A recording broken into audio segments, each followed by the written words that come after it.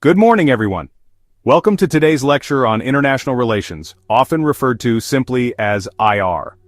Whether you're here out of curiosity, planning to study political science, or just trying to understand what's happening in the world today, you've made a great decision.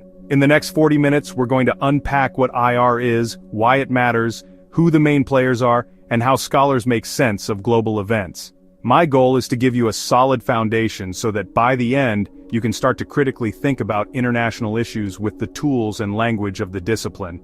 So what exactly is international relations? At its core, IR is the study of how countries and other major actors interact on the world stage. It's concerned with issues like war, peace, diplomacy, trade, international law, global institutions, and much more.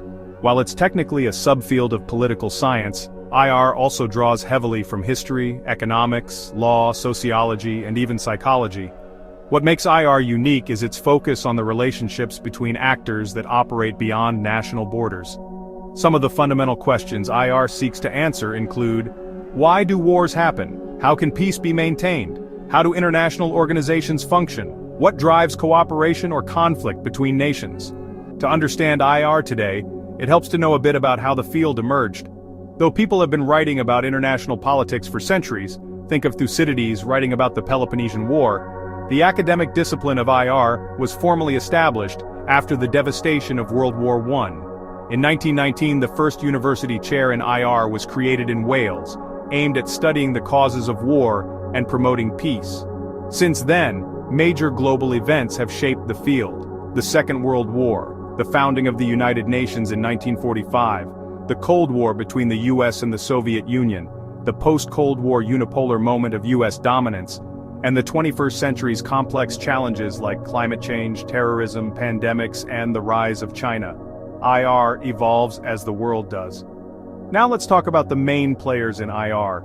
Traditionally, the most important actors have been nation-states, countries like the United States, China, or Brazil that have sovereignty and control over their territory. But today's international system is much more crowded. International organizations like the United Nations, NATO, and the World Trade Organization play key roles in global governance and diplomacy. Then there are non-governmental organizations, such as Doctors Without Borders or Amnesty International, which operate across borders to deliver aid or advocate for human rights. Multinational corporations like Apple or Shell influence economic and even political outcomes. And let's not forget about non-state actors such as terrorist groups or transnational movements, as well as individuals who, through activism or diplomacy, shape global affairs. In today's world, IR is no longer just about what governments do, it's about how all these actors interact. To make sense of the complexity of international affairs, scholars use theories.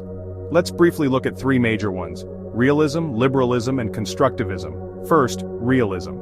This theory views the world as anarchic. There's no central authority above states. States are the main actors, and they act in their own self-interest to ensure survival and maximize power. Realists believe that conflict is inevitable, and that military power matters most. You can see realist thinking in the Cold War arms race, where the US and USSR built up weapons to deter each other. Next, liberalism offers a more optimistic view. Liberals believe that cooperation is possible even in an anarchic system, especially through international institutions, economic interdependence, and the spread of democracy. Peace can be achieved, liberals argue, through rules, norms, and collective action. The European Union is often cited as a liberal success story. Countries that once went to war now cooperate economically and politically.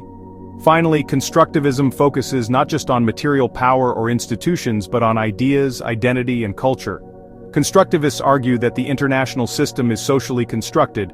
What we think of as reality is shaped by shared beliefs and norms.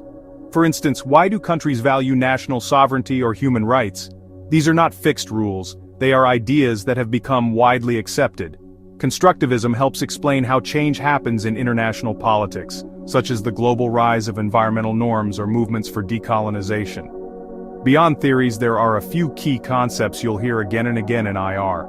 The first is sovereignty, which means that states have the right to govern themselves without external interference. Anarchy refers to the lack of a global government. There's no world police, which makes international cooperation both necessary and challenging. Power is central to IR, and it comes in many forms: military, economic, diplomatic, or even cultural, what we call soft power. The security dilemma is a situation where one state's attempt to become more secure, say by building up its military, makes others feel threatened, potentially leading to conflict. Another important idea is the balance of power, which refers to how states form alliances to prevent any one country from becoming too dominant. These concepts help IR scholars and practitioners understand the logic behind global events and decisions. So, why should you care about IR? For one, understanding international relations helps us make sense of the world's most pressing challenges: war, climate change, pandemics, refugee crises, trade conflicts, and cyber threats. These issues don't respect national borders. Studying IR also helps us think critically about news headlines and government decisions. More practically, IR is essential for anyone interested in careers in diplomacy, journalism, international business, law, or humanitarian work. But even if you're not pursuing a global career, IR still matters. The choices made by international actors impact the prices you pay, the freedoms you enjoy, and the safety you live with. In other words, global politics is personal. Let's quickly apply what we've learned using the Russia-Ukraine conflict as a real-world case. From a realist point of view, Russia's invasion can be seen as a quest for power and influence, while Ukraine and NATO seek to deter aggression. Liberals would focus on how international sanctions and diplomatic efforts reflect the role of institutions and rules. Constructivists might look at national identity, how both Russia and Ukraine frame their history and cultural narratives. This case shows that IR theories are not just academic, they help us interpret the real world. To wrap up, we've seen that international relations is the study of how states and other actors interact in a complex and often unpredictable world. We looked at its historical roots, the key players involved, and the main theories used to make sense of it all: realism, liberalism, and constructivism. We explored important concepts like sovereignty, power, and the security dilemma. Most importantly, we saw why IR matters, not just for scholars or politicians, but for all of us living in an interconnected world.